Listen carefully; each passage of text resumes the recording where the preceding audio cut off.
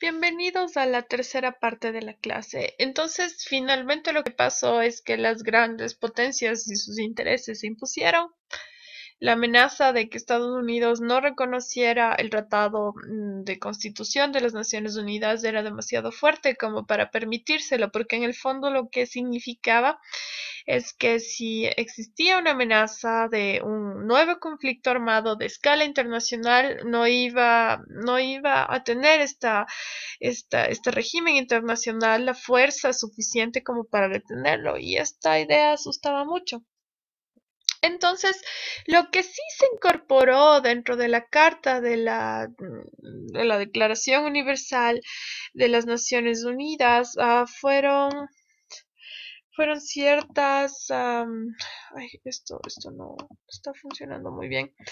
Fueron ciertas alusiones a derechos humanos y como hemos revisado, está el tema de la fe en los derechos fundamentales del hombre, en la dignidad y el valor de la persona humana.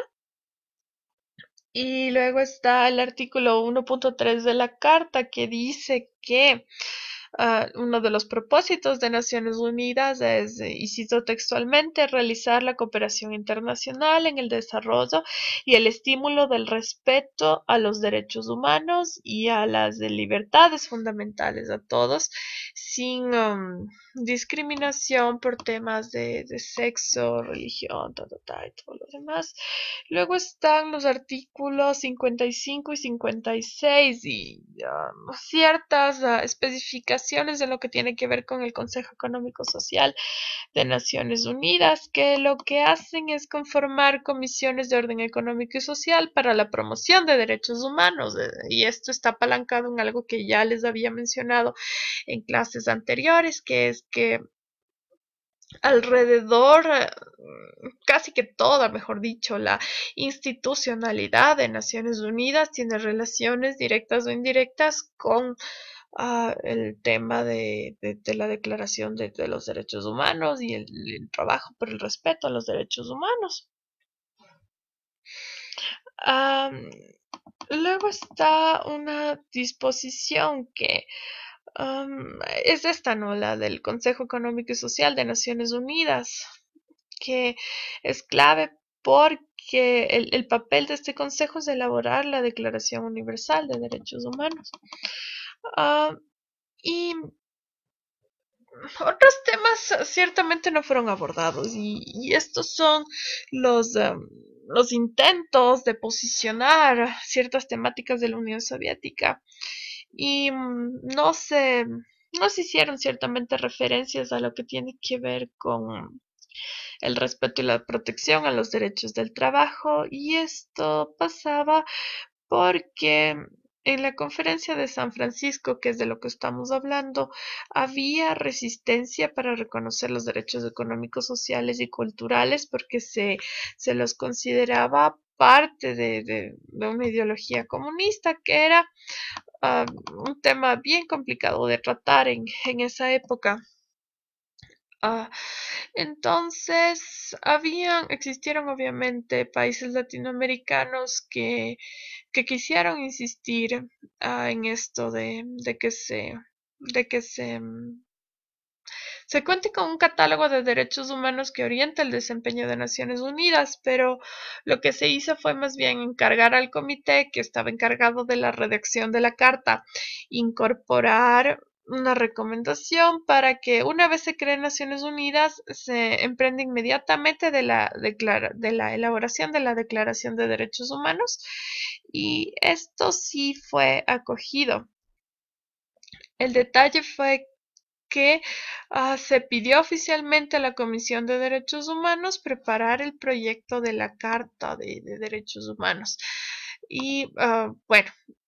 los resultados concretos de esto fue que la Declaración Universal de Derechos Humanos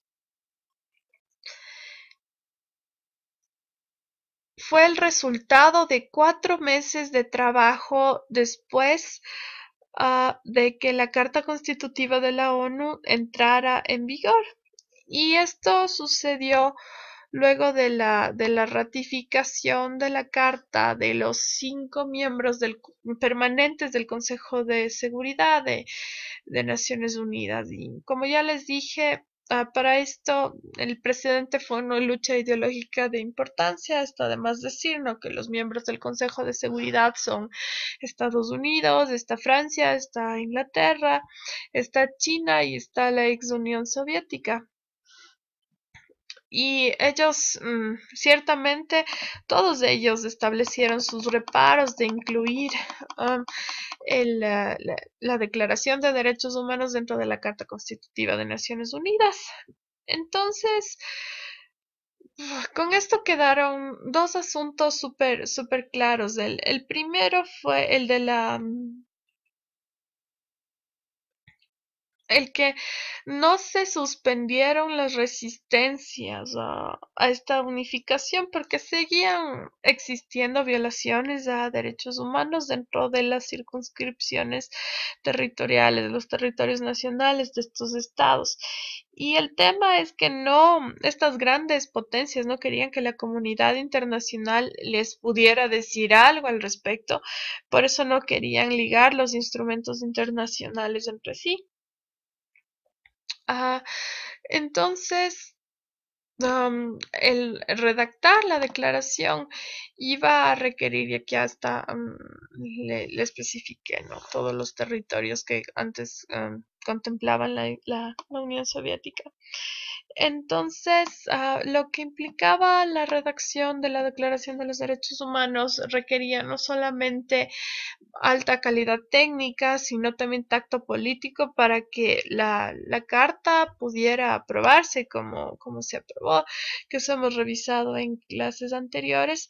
Y luego está el tema de que no se podía ah, elaborar un instrumento jurídico internacional que pueda ser de carácter vinculante. Porque en una primera fase la comisión simplemente debía renunciar, y por eso es que les dije igual en clases pasadas que primero salió la declaración y luego de un tiempo se lograron consolidar ya los mecanismos concretos que le asegurarían a Naciones Unidas y asegurarían que los derechos humanos pudieran tener de alguna manera instrumentos que logren que se cumplan y que se respeten. Entonces había una confrontación ideológica entre Estados Unidos y la Unión Soviética en esos entonces. Y eso era un problema, pero lo que sirvió como estrategia fue que Gran Bretaña y Francia posicionaron la idea de que lo que se debía incluir y respetar eran las libertades clásicas de carácter occidental, que ya sabemos que son los derechos civiles y de los políticos, y que esto corresponde a lo que debe ser asumido por la comunidad internacional, sin que los estados puedan decir, no, es que es cosa de soberanía y por eso no se cumple, y todo lo demás que ya hemos hablado. Y esto, una vez más, dejó un poco de lado a los derechos económicos, sociales. La Unión Soviética y los países socialistas impulsaban la tesis contraria. En esos entonces, China contaba como un país socialista también. Y lo que decían es que las personas no son individuos aislados, sino que son seres sociales, que tienen un bienestar personal, pero también uno colectivo, que depende del tema de cantidad y calidad de oportunidades a los que puedan tener acceso. Entonces, por eso debían tener sentido y el Estado asegurar el acceso, que es la base de los derechos económicos, sociales y culturales. Entonces, lo que decía la perspectiva socialista, que de esto también ya hemos hablado, es que no solo se reconozcan derechos económicos, sociales y culturales, sino que se admita que su aplicación debe ser general para todos los países, incluyendo los países donde existía una postura ideológica completamente distinta de tipo capitalista. Entonces había problemas porque desde la tendencia socialista se oponían a la idea de que se puede atentar a la soberanía bajo el pretexto de evaluar derechos civiles y políticos y los del otro lado decían, no, pues o sea, ¿cómo van a atentar a nuestra soberanía con el pretexto de evaluar derechos económicos, sociales y culturales? Entonces, por eso se dice, y como ya les he señalado en ocasiones anteriores, de que la negociación de los derechos económicos, sociales y culturales se convirtió en un fragmento de la Guerra Fría. Esta fotografía le puse porque nos da la idea de un hombre moderno, ¿no? Pero la idea que se consolida con la Declaración de los Derechos Humanos tal como salió fue este paradigma del hombre moderno, del hombre occidental que privilegia por sobre todas las cosas los derechos civiles y políticos. Y esta fue la esto creó de cierta manera en la declaración una imprecisión jurídica alrededor de la Declaración Universal de los Derechos Humanos, que de eso ya hemos hablado. Entonces, sabemos que se dice que los derechos humanos tienen un carácter universal con el que se autodenomina la declaración y que dice que la humanidad es una familia única y unida cuyos miembros tienen iguales e inalienables derechos, el tema de la referencia a la dignidad, a la libertad y a la paz, y eso está en el preámbulo. Pero uno de los argumentos que se utiliza para decir que esto no tiene sentido y que los derechos humanos no son universales es que cuando se hizo la declaración, Naciones Unidas apenas tenía 56 países que lo conformaban y en la población mundial seguían existiendo estas lógicas y lo que voy a hacer es agrandar este mapa